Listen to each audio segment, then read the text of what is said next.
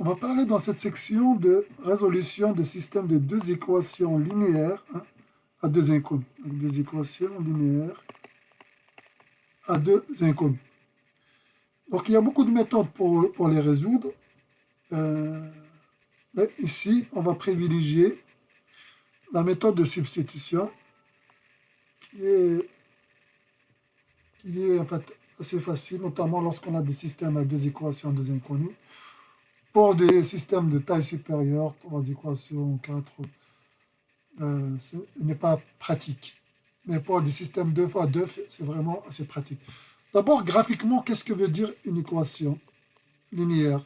C'est une équation d'une droite. Donc on a l'équation d'une droite. On a la deuxième équation, c'est une droite aussi. Alors il y a trois situations. Soit les deux droites vont se couper, quelque part, ou un point. Soit les deux droites elles sont parallèles et ne se coupent pas. Soit elles sont parallèles, mais confondues. Parallèles confondues.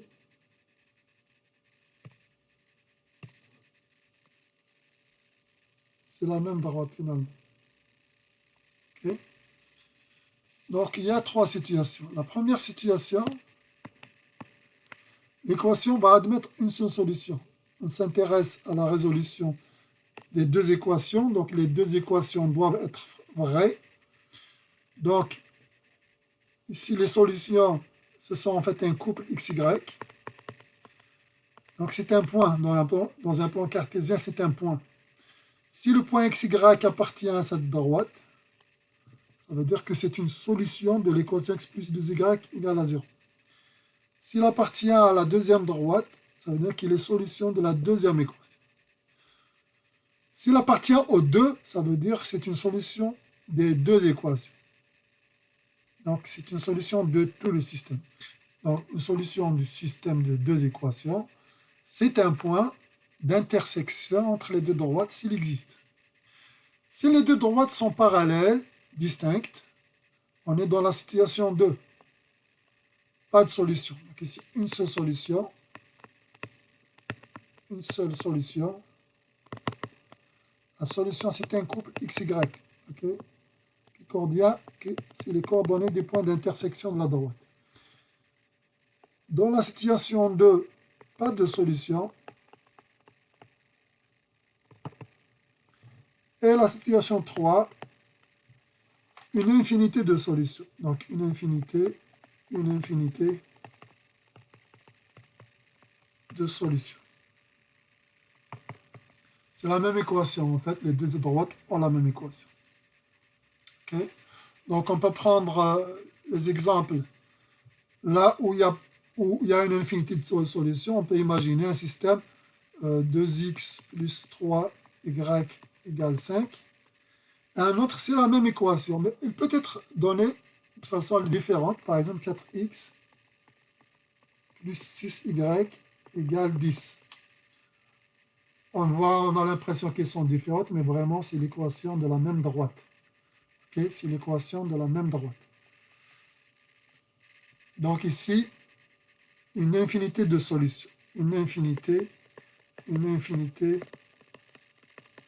de solutions. Tous les couples en fait de cette droite, tous les points xy de cette droite sont solutions des systèmes d'équations. Ici, pas de solution du tout. On peut imaginer l'équation 3x plus 2y égale 5. 3x plus 2y égale 9. Ça ne se peut pas. 3x plus 2y, ou bien c'est 5, ou bien c'est 9. Ça ne peut pas être 5 et 9 à la fois, donc il n'y a pas de solution. Mais là, c'est un cas trivial. L'équation, elle peut être donnée de façon légèrement différente, par exemple.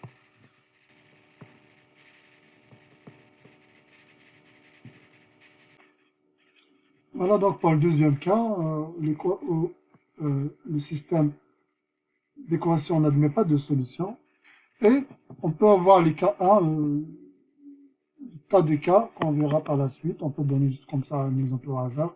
Vous pouvez faire un check d'ailleurs que ça a vraiment une solution égale 8, 3x plus 5y égale 0 par exemple. 0. Donc essayez de vérifier que ce système admet bien une seule solution. Revenons donc au système qui est donné.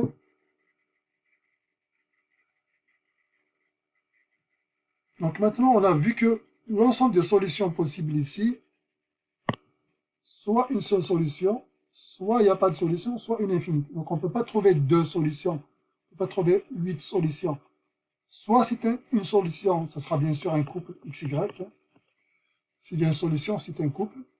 Soit il n'y a pas de solution, soit une infinité de solutions. Comment on résout ce type d'équation? On a dit par substitution. On va privilégier dans cette section la résolution par la méthode de substitution. Concrètement, on fait quoi? On va isoler une variable dans une équation et on la remplace dans l'autre. Exemple ici, on va isoler une des variables x ou y. Il semble que c'est facile d'isoler x. Donc on va mettre, alors,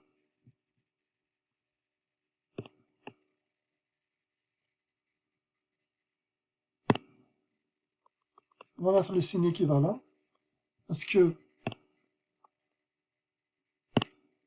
si j'isole x, c'est-à-dire j'écris x en fonction de y, ça donne moins 2y. Et là, j'ai toujours 4x moins 5y égale 13. La prochaine étape, c'est de remplacer ce x, et de prendre ce x, de le remplacer dans la deuxième, par sa valeur. Comme ça, il n'y aura que y dans la deuxième équation. Il n'y aura que y dans la deuxième équation. Donc, en gros, on va avoir l'équivalence. On a toujours x égale moins 2y. Il ne faut pas écarter cette équation. Il faut toujours la garder jusqu'à la fin. C'est un système de deux équations. On doit garder deux équations jusqu'à la fin. Et on va avoir 4. Je remplace maintenant x par sa valeur qui est égale à moins 2y. Moins 5y égale 13.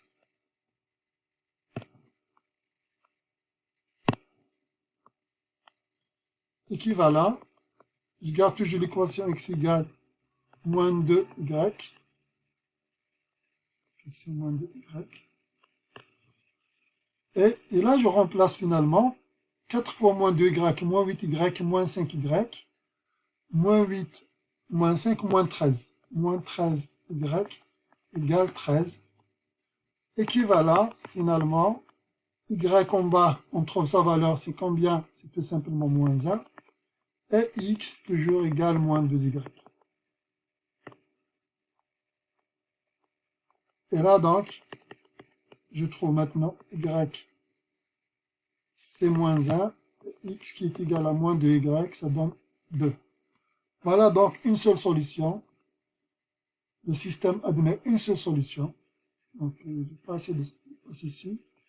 On va dire une seule solution.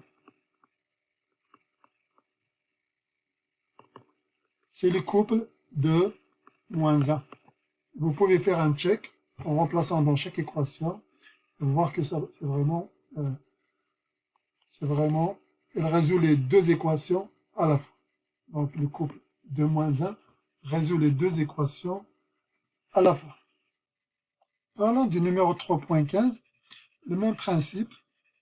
Donc, on va isoler une variable dans la première équation. Ça peut être x, ça peut être y, comme vous voulez.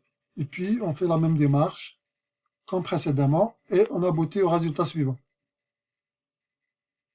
Donc, après vérification, donc, vous allez trouver que le système admet une seule solution. Une seule solution, c'est le couple 1 sur 5, 1 sur 5.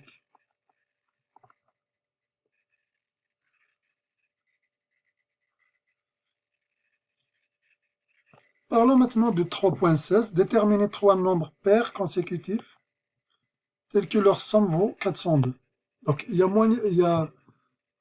a deux moyens de faire ça. En fait, on peut le faire directement avec les équations de degré 1, sans passer par les systèmes d'équations.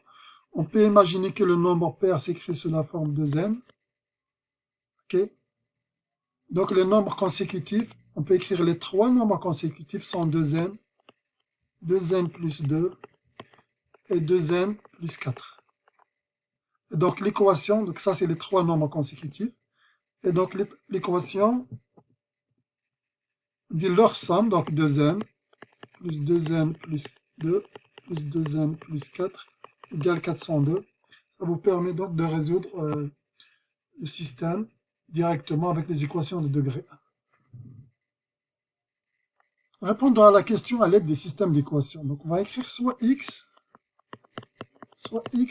le plus petit de ces trois nombres. On a donc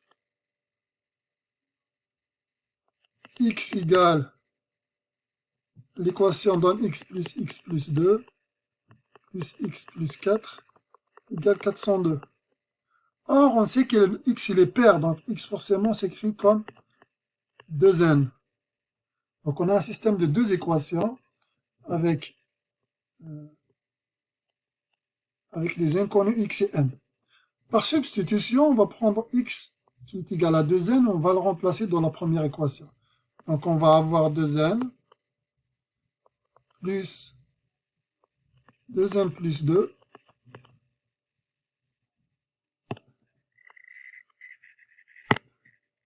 plus 2n plus 4 égale 402. Et x, c'est 2n. Donc la méthode de substitution. Ce qui donne n égale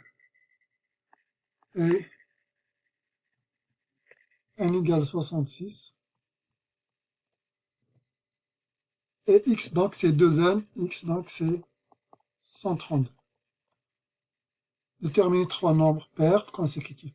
Donc, la réponse, les